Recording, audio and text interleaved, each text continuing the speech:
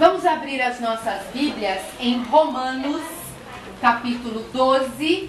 Nós vamos ler do versículo 9 ao versículo 18. Romanos, capítulo 12, do versículo 9 ao versículo 18. Diz a palavra de Deus: o amor seja sem hipocrisia. Detestai o mal, apegando-vos ao bem. Amai-vos cordialmente uns aos outros com amor fraternal, preferindo-vos em honra uns aos outros. No zelo, não sejais remissos, sede fervorosos de espírito, servindo ao Senhor. Regozijai-vos na esperança, sede pacientes na tribulação, na oração perseverantes. Compartilhai as necessidades dos santos, praticai a hospitalidade. Abençoai os que vos perseguem, abençoai e não amaldiçoeis. Alegrai-vos com os que se alegram e chorai com os que choram. Tende o mesmo sentimento uns para com os outros. Em lugar de serdes orgulhosos, condescendei com o que é humilde. Não sejais sábios aos vossos próprios olhos. Não torneis a ninguém mal por mal. Esforçai-vos por fazer o bem perante todos os homens. Se possível, quanto depender de vós, tende paz com todos os homens. Irmãos, o texto que nós acabamos de ler, ele nos mostra uma série de boas práticas, de boas ações que, além de evitar o nosso sofrimento, com certeza nos conduzem à felicidade. Mas quando a gente fala de felicidade e de sofrimento, a gente não pode se esquecer que muitas vezes elas são consequência de fatores completamente alheios à minha vontade. Quando eu sou uma mãe e estou com um filho doente, um filho com problema, isso me causa sofrimento. Nós vivemos em sociedade, e quando eu me deparo com a depravação que esta sociedade tem hoje, com a inversão de valores que essa sociedade tem hoje, isso me causa sofrimento. Por outro lado, quando o filho tem uma conquista, quando ele se forma na faculdade, quando ele vem para a igreja, quando ele aceita Jesus, isso são coisas que me trazem felicidade, mas que não fazem parte do meu domínio. E o que eu queria conversar com os irmãos nesta noite é sobre a felicidade ou o sofrimento que está diretamente relacionado às minhas atitudes, às minhas vontades, ao meu domínio. Porque eu penso, meus irmãos, que existem ações que com certeza nos conduzem ao sofrimento. E por essa razão, a gente precisa aprender a evitá-los. A primeira coisa que a gente precisa evitar, meu irmão, é assumir os problemas e a vida do outro. Quantas vezes a gente faz isso? Assume o problema do outro e quer resolver. Quantas vezes, enquanto pais, enquanto maridos, enquanto esposas, nós chamamos para nós a responsabilidade que não é nossa? No caso de filho, o filho tem fase, né? Ele vai da fase do Arthur, que é bem pequenininho, que esse sim, esse eu tenho que resolver todos os problemas, fome, sede, frio. Aí ele vai crescendo, ele vai para a fase do Pedro, do Rodrigo, que ainda é dependente, mas que aí já consegue ter algumas responsabilidades. E aí eu chego no jovem, no adolescente. E quantas vezes a gente se esquece disso? A gente se esquece que o filho cresceu. Eu vou dar um exemplo para os irmãos. O ano passado eu participei de uma reunião na escola dos meus filhos. Uma reunião de 2º ano de ensino médio. Crianças de 15, 16 e 17 anos que estão indo para a balada.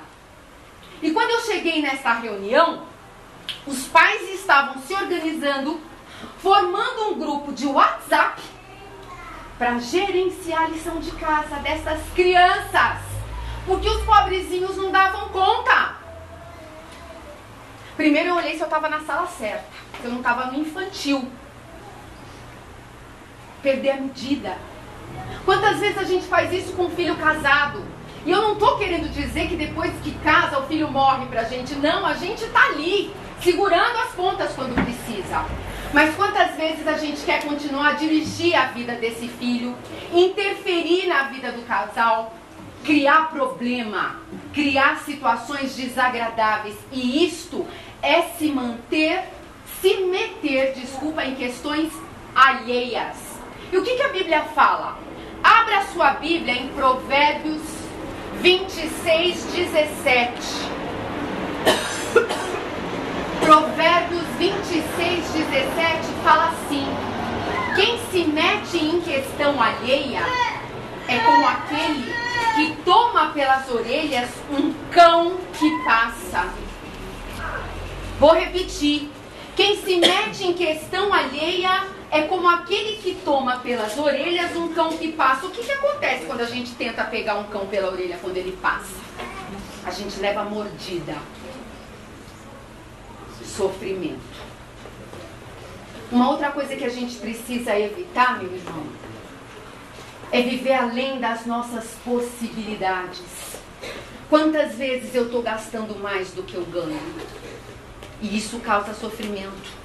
Porque isso causa dívidas impagáveis, isso causa cobrança, isso causa insônia, isso causa sofrimento.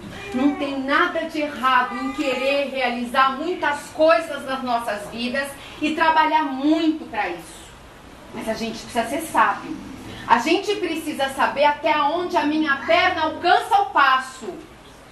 Eu preciso tomar cuidado com a ganância. Porque a ganância, meu irmão, faz do homem um desesperado. Ele começa a inverter valores, ele mancha caráter. Sofrimento. Uma outra coisa que eu preciso evitar é ser maldizente. Sabe o que é ser maldizente? É aquela pessoa que só sabe reclamar. Tudo pra ela é ruim. Ela só vê o lado ruim nela, nas pessoas, em tudo. Como é chato. Como é desagradável viver com pessoas assim. E o que é pior, muitas vezes a alegria dos outros incomoda. A gente tem um exemplo na Bíblia disso. Certa vez o rei Davi está voltando para Jerusalém com a arca. E quando ele chega, ele vai festejar. Ele tira o manto, diz a Bíblia que ele tira o manto e vai festejar com o povo. Ele está alegre. Mas a mulher dele vê essa cena lá da varanda do palácio. E aquela alegria incomoda. E ela fica ali, remoendo, murmurando. E quando Davi vai para casa, todo alegrinho, né? Ele é recebido com 20 pedras na mão. Ela fala para ele palavras agressivas. E qual é a resposta dele? Palavras ainda mais agressivas. É isso que o maldizente ganha. Coisas ainda mais desagradáveis. Sofrimento. A gente precisa evitar ser perfeccionista. E eu não estou querendo dizer que a gente não vai fazer o nosso melhor. Sempre. Em tudo que você vai fazer, meu irmão, faça o seu melhor. Principalmente na obra de Deus. Eu vivo falando isso. A gente parte da premissa que para Deus, qualquer jeito está valendo, que Deus conhece meu coração. Errado. Faça o melhor. Se você canta, estude. Se você toca, estude. Se você é professor, prepare a sua aula com esmero. É assim que funciona. Agora o perfeccionista não é esse. Não é aquele que quer fazer o melhor. Ele faz, mas para ele nunca ele vai alcançar. Porque ele quer além. E aí ele vira inimigo dele mesmo. Ele vira carrasco dele mesmo. Se ele errar, então, ele é corroído pela culpa. E aí ele não consegue aproveitar, meu irmão, as virtudes, o potencial que Deus dá. Sofrimento. A gente precisa evitar, meu irmão, viver no pecado. Todos nós, apesar de salvos, continuamos pecando todos os dias. condição de pecadores miseráveis. Mas a gente precisa tomar cuidado com duas coisas. A primeira delas é aquele pecado que eu não abro mão. É aquele pecado que eu confesso no domingo à noite e faço ele de novo na segunda. Confesso ele na segunda e na segunda tarde eu estou cometendo de novo. É o meu pecado de estimação. Cuidado, meu irmão, ele existe. E ele é perigoso. Em segundo lugar, eu preciso tomar cuidado com essa história de pecadinho e pecadão. Sabe por quê, meu irmão? Para Deus não existe isso. Ah, na igreja o que é que pega? Adultério, né? O irmão cometeu adultério, meu Deus do céu, é um fuzuê, é uma fofocaiada danada. Cuidado, meu irmão. A fofoca é tão pecado quanto. Comprar e não pagar é tão pecado quanto. Passar cheque sem fundo é tão pecado quanto. Falar mal dos outros é tão pecado quanto. Explorar as pessoas é tão pecado quanto. E Deus, a Bíblia diz que Ele abomina o pecado. Ele ama o pecador, mas Ele abomina o pecado. Qual é o salário do pecado? A morte, sofrimento. Mas assim como existem atitudes que nos levam ao sofrimento, existem aquelas que nos levam à felicidade. A primeira delas é comemorar, meu irmão. Comemorar a sua vida, comemorar o que Deus tem feito na sua vida. Conta, meu irmão, espalha para todo mundo, festeja. Não há pecado em festejar o que Deus tem feito pela sua vida. Cuidado, porque às vezes a forma que você festeja é pecaminosa. Nós somos as pessoas que temos que ser as mais alegres nesse mundo. Domingo eu falava isso com o pastor. Sabe o que me entristece? Quando eu falo que eu sou cristã e a pessoa vira para mim e fala assim: você é cristã, mas você é tão alegre. Você é tão feliz. Isso me entristece, meu irmão, porque sabe qual é a visão que o mundo tem de nós cristãos? Pessoas carrancudas, amarguradas, cheias de regrinhas, cheias de não pode. E eu não estou relativizando o pecado. Pecado é sempre pecado. Mas cuidado com o legalismo. Cuidado com a regra que foi você que criou. Nós temos todos os motivos para sermos alegres e felizes. Nós temos Deus, nós contamos com o Espírito Santo, nós temos a certeza da salvação. Mesmo quando passamos por problemas, tribulações, que o mundo chacoalha, a gente sente uma mão aqui, ó, segurando a gente o tempo todo. Às vezes é nessa hora que eu sinto essa mão. Então comemora. Enquanto tanta coisa está acontecendo lá fora, você está aqui nessa noite, louvando a Deus, ouvindo a palavra. Então comemora, porque é isso que traz felicidade. Em segundo lugar, meu irmão, mantenha os relacionamentos. Nós vimos, né, na dinâmica, a importância de estarmos juntos. Não é à toa, meu irmão, que a igreja, a Bíblia compara a igreja com um corpo. Um corpo cheio de membros interdependentes. Eu dependo de você e você de mim. Então não importa o que você está passando, não se isole. Relacione-se. Vem para a comunhão.